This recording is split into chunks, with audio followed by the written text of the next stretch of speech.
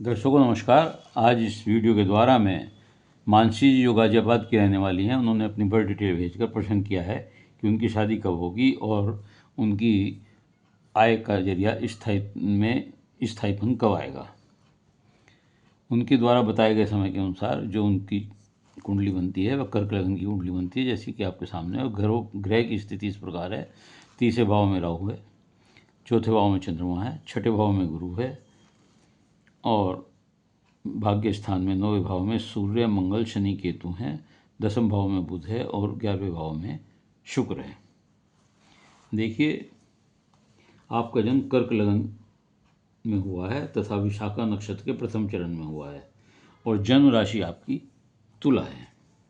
कर्क लगन वाले, जिनका कर्क लगन होता है, ऐसे लोग या जातक सौम्य होते हैं, बहुत सुंदर होते हैं, मधुरभाषी होते हैं, सभी को प्रभावित करने वाले होते हैं, अच्छे हृदय के, साफ दिल के लोग होते हैं, सबकी सेवा करना या मदद करने को तैयार रहते हैं, लेकिन बदले में रेस्पॉन्स भी चाहते हैं जो उन्हें बहुत कम मिलता है, जिस बात से अक्सर दुखी रहते हैं। लग्नेश का स्वामी चंद्रमा चौथे भाव में बैठा हुआ है। माता पिता सुख का स्थान है, गृह सुख का स्थान है। तो माँ से स्नेह करते हैं, हृदय के बहुत अच्छे होते हैं, सुंदर सुख सुविधा युक्त मकान होता है, वाहन भी इसी प्रकार का सुंदर आकर्षक होता है। जीवन बहुत अच्छे ढंग से जीने वाले लोग होते हैं ये। दूसरे घर का स्वामी सूर्य जो है, सिंह राशि है, वह भाग्य स्थान में गुरु के घर में बैठे हुए हैं, लेकिन शनि, मंगल और केतु के साथ हैं। ये सूर्य यहाँ पर आपको स्वाभिमानी बनाता है, ईगोइस्ट बनाता है, प्रकर्मी बनाता है, पुरुषार्थी बनाता है, समाज में मान सम्मान दिलाता है, प्रतिष्ठा दिलाता है। तीसरे भाव में राहु बहुत अच्छा होता है। राहु का इससे अच्छा कोई प्लेसमेंट नहीं हो सकता कुंडली में जो आपकी में है। पुरुषार्थी बनाता है, मेहनती बनाता है, पराक्रमी बनाता है। बहुत स्ट्रॉन्ग विल पावर होती है ऐसे लोगों की, और वो जो ठान लेते हैं उसे कर गुजरते हैं, उसे हासिल करके मानते हैं। अपने उद्देश्य से कोई समझौता नहीं करते। धनवान होते हैं, पैसा बहुत अधिक होता है, कमाते हैं, अपने बूते पर तरक्की करते हैं और धन इकट्ठा करते हैं। 42 वर्ष में इनका भाग्योदय होता है और स्टेटस भी बदला जाता है 42 में ऐसे लोगों का, क्योंकि यहाँ से भाग्य स्थान को देखते हैं। 42 वर्ष में स्टेटस बदलते हैं। पंचमेश जो है, इस मूल त्रिकोण भी कहते हैं, इसके स्वामी मंगल हैं, जो कि नौकरी के भाव के स्वामी हैं, राज्य भाव के स्वामी हैं, और कर्मेश भी इन्हें कहते हैं। इनके दो बहुत अच्छे घरों के कुंडली में ये दोनों घर बहुत अच्छे हैं, मूल त्रिकोण और दशमेश, इनके स्वामी होकर के भाग्य स्थान में बैठे हुए हैं। ये बहुत अच्छा योग होता है और गुरु के घर में बैठे हुए हैं। ऐसे लोगों का भाग्योदय 28वें/29वें वर्ष में होता है। ऐसे लोगों के यहाँ शादी के बाद पुत्र प्राप्ति होती है और पुत्र बहुत सुयोग्य पुत्र होता है, सेवा करने वाला पुत्र होता है। भाग्य स्थान में मंगल बैठकर चौथी दृष्टि इनकी विदेश भाव में पड़ती है। तो ऐसे लोग विदेश योग, मंगल यहाँ बैठकर विदेश योग देता है। और विदेश भाव का स्वामी, 12वें भाव का स्वामी जो बुध है, वह कर्म के भाव में बैठा है, कर्मेश के नौकरी भाव में बैठा है, यानी कि मंगल इसे देख रहे हैं, बुध मंगल के घर में बैठे हुए हैं। तो ऐसे लोगों को विदेश से आय का भी साधन जुड़ सकता है, ये इसका संकेत मिलता है। और बुध प्राकर्मेश होकर के और विदेश भाव का स्वामी होकर के यहाँ बैठे हुए हैं, तो ये भी यात्राएं भी देते हैं। और मंगल की 8वीं दृष्टि, ये तो चौथी दृष्टि बताई हमने, 8वीं दृष्टि सुख स्थान पर है। और मंगल जो हैं शुक्र का घर है, वो चंद्रमा बैठे हुए हैं। तो ये ज़मीन जायदाद से, मकान से, वाहन से, इनसे सब सुख इनको प्रदान करता है। शुक्र चौथे भाव का स्वामी होकर के 11वें भाव का स्वामी होकर सुग्रही होकर के 11वें भाव में शुक्र बैठे हुए हैं। अच्छी पर्सनैलिटी देते हैं, अच्छी आय देते हैं, खर्च की अधिकता होते हैं, खर्च भी बहुत करते हैं ऐसे लोग, और प्रेम संबंध या प्रेम विवाह होने का संकेत भी शुक्र यहाँ देता है। गुरु छठे भाव में बैठे हुए हैं और छठे भाव में बैठ करके दसम भाव को देखते हैं और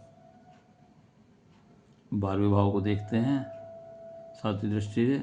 तो गुरु भी जब 12वें भाव को देखते हैं तो विदेश योग देते हैं, कमाई के लिए है, क्योंकि इससे हम आय भी देखते हैं, तो ये भी आय का जरिया विदेश से जोड़ते हैं।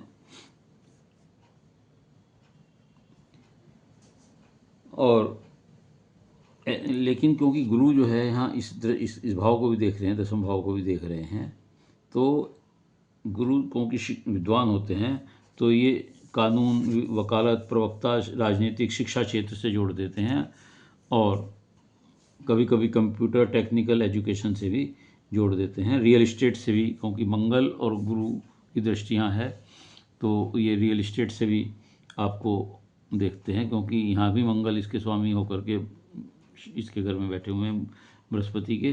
तो रियल इस्टेट से भी ऐसे लोगों को, या ज़मीनों के विवाद से, इनसे भी आपको लाभ हो सकता है।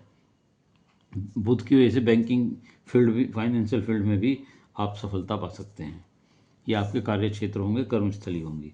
सप्तम भाव के स्वामी जो हैं वो शनि हैं, वो अष्टम के स्वामी होकर, अष्टम से संबंधित होकर के, अष्टम के स्वामी होकर के भाग्य स्थान में बैठे हुए हैं, जहाँ सूर्य, मंगल और केतु पहले से बैठे हैं। इस भाव से हम, सप्तम भाव से लाइफ पार्टनर को भी देखते हैं, दैनिक रोजगार को भी देखते हैं।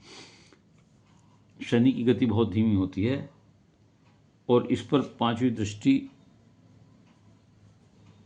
राहु की भी पड़ रही है, तो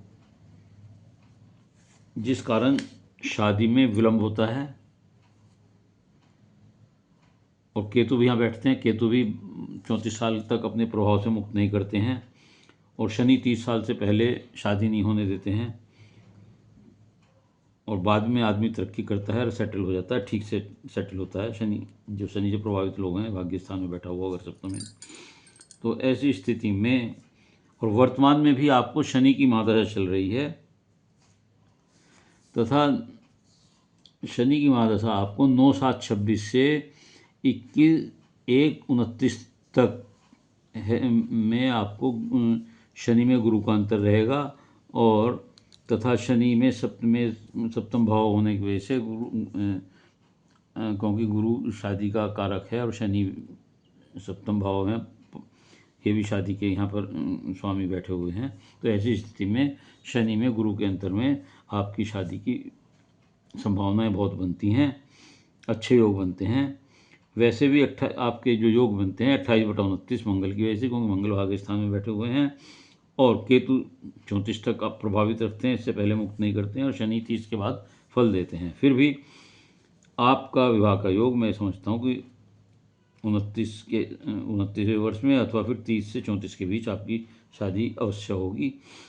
उपाय आप शनि के लिए पीपल पर तेल का दीपक जलाएं शनिवार को, और गाय को आप गाय को रोटी में गुड़ रख कर दें, गणपति जी की पूजा करें। यदि आप ये कार्य करेंगे तो निश्चित तौर से जो व्यवधान शादी में हो रहा है वो दूर होगा, और इसी अवस्थाएं में जो मैंने बताई हैं इन दिशाओं में, इसी में आपके कारोबार में सेटलमेंट, आपकी आमदनी का स्थायित्व तो हो जाएगा, कोई रास्ता बन जाएगा। उम्मीद है आपको अपने पूछे गए प्रश्नों का उत्तर मिल गया होगा। यदि आपको वीडियो अच्छी लगी हो तो लाइक करिएगा, शेयर करिएगा और कमेंट्स बॉक्स में जाकर अपने विचार लिखिएगा। इसके अलावा यदि किसी और का कोई प्रश्न हो तो वह मेरे चैनल को सब्सक्राइब करते हुए अपनी डिटेल भेजकर अपना प्रश्न पूछ सकता है, उत्तर उससे दूंगा, लेकिन उत्तर के लिए धैर्य के साथ इंतजार करिएगा। धन्यवाद।